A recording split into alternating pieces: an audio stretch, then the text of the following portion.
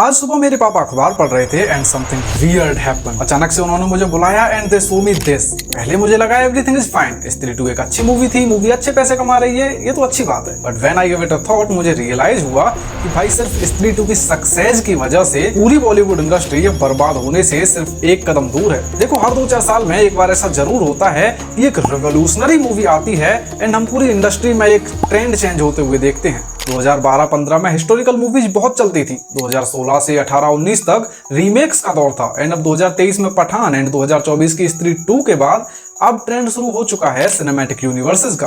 And इस वक्त सबको उसी ट्रेंड को फॉलो करना है क्योंकि भाई इस वक्त ऑडियंस का इंटरेस्ट भी वहीं पे झुका हुआ है एंड प्रोडक्शन हाउसेज को पैसे भी तो वहीं से कमाने हैं। इसका भाई एग्जांपल भी देने की जरूरत नहीं है। पिछले 2-3 सालों में ही हमने कितने ही सिनेमैटिक यूनिवर्सेस की मूवीज देखी हुई हैं। इवन कितनी ही मूवीज में तो उनके पहले ही पार्ट से अनाउंस कर दिया जाता है कि बच्चे लोग हमें याद रखना, हम एक सिनेमैटिक यूनिवर्स बना रहे हैं। फिर चाहे भले ही उस चीज को वो अच्छे से पुल ऑफ ना कर पाए, चाहे भले ही कितना ही गंदा क्यों ना आग रहे हो वो उस चक्कर में, but everybody wants to follow the trend क्योंकि भाई पैसे किसको अच्छे नहीं लगते।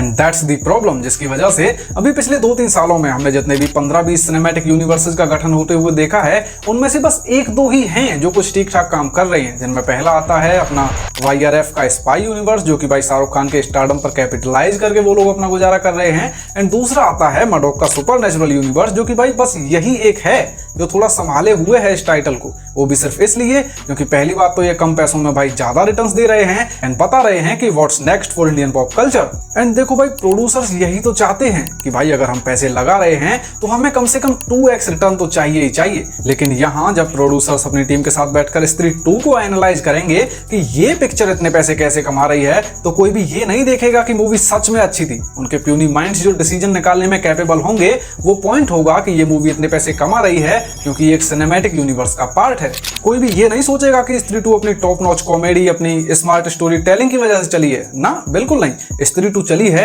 क्योंकि उसमें अक्षय कुमार का कैमियो था, भेड़िया का अच्छा खासा रोल था मूवी के लास्ट में। एंड इस मूवी ने इस सिनेमैटिक यूनिवर्स की अगली मूवी वैम्पायर्स ऑफ विजयनगर को सेटअप किया है। जो कि भाई देखो यही तो चिंता की बात है कि कहीं बॉलीवुड वाले इस मूवी से इंस्पिरेशन लेकर कहीं सिर्फ इस सिनेमैटिक यूनिवर्स के रास्ते पर ना चले जाएं, जैसे वो पहले हिस्टोरिकल मूवीज, रीमेक्स या फिर सोशल इश्यूज वाली मूवी के रास्ते पर नहीं चले गए थे कुछ टाइम पहले। क्योंकि देखो भले ही बॉलीवुड से हम कुछ ज्यादा उम्मीद तो वैसे भी रखते नहीं है, even a lot of people from you don't give a fuck about Bollywood movies right now, but यार फिर भी भले ही 10-15 में से एक ही सही बॉलीवुड की तरफ से कोई एक अच्छी मूवी तो आ ही जाती है। और अगर कोई घटिया मूवी भी आती है तो भी आप लोगों को एंटरटेनमेंट का एक नया जरिया तो मिल ही जाता है।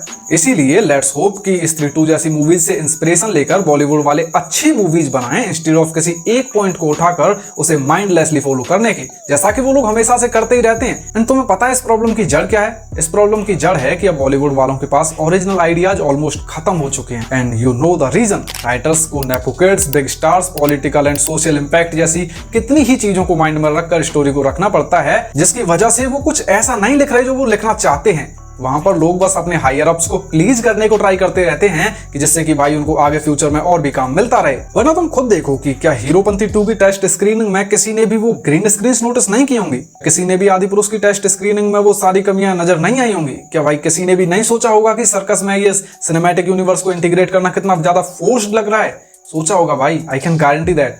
But Bollywood is kind of industry जहां पर अगर तुम काम कर रहे हो तो आपको एक यस मैन बन के रहना पड़ेगा। वरना अगर आपने उस इंडस्ट्री में किसी के भी काम में कोई कमी निकालने की कोशिश की, कोई नया सजेशन दिया, किसी की भी बात काट दी, then your whole career is fucked. और भाई जब एक प्रोड्यूसर अपनी टीम के साथ बैठकर स्त्री 2 या फिर हनुमान या फिर पठान जैसी मूवीज को एनालाइज करेंगे एंड प्रोड्यूसर अचानक से बोल देगा कि भाई हमें भी अपनी अगली पिक्चर में एक सिनेमैटिक यूनिवर्स चाहिए, तो आपको बनाना पड़ेगा no matter how bad it goes, क्योंकि ये इंडस्ट्री ऐसे ही काम करती है। जहां पर भाई देखो मैं और मेरे जैसे काफी सारे लोग, इवन तुम में से भी काफी सारे लोग ये नहीं चाहते होंगे कि बॉलीवुड जबरदस्ती सिनेमैटिक यूनिवर्स को इंटीग्रेट करके अपनी मूवीज को और खराब कर दे, जो कि मोस्ट ऑफ देम तो पहले से भी अच्छी नहीं होती हैं, और वो अपनी इन्हीं गलत फहमियों में कुछ ऐसे आइडियाज ले लें कि ये सिनेमैटिक यूनिवर्सेस का आइडिया बॉलीवुड को ले डूबे। तुम्हारे क्या थॉट्स हैं इन सब चीजों पर मुझे नीचे कमेंट सेक्शन में जरूर बताना, मैं जरूर से जानना पसंद करूंगा। लेकिन अगर तुम्हें जानना है कि कैसे जूनियर NTR अब टाइपकास्ट हो चुके हैं, एक तरह से उनका करियर खतरे में है, कैसे वो फेम कर्स का शिकार हो चुके हैं, तो तुम मेरी ये वाली वीडियो जरूर चेकआउट कर लेना, तुम्हें सारी जानकारी, सारी इन्फॉर्मेशन मिल जाएगी। And yes, that's all for today's video.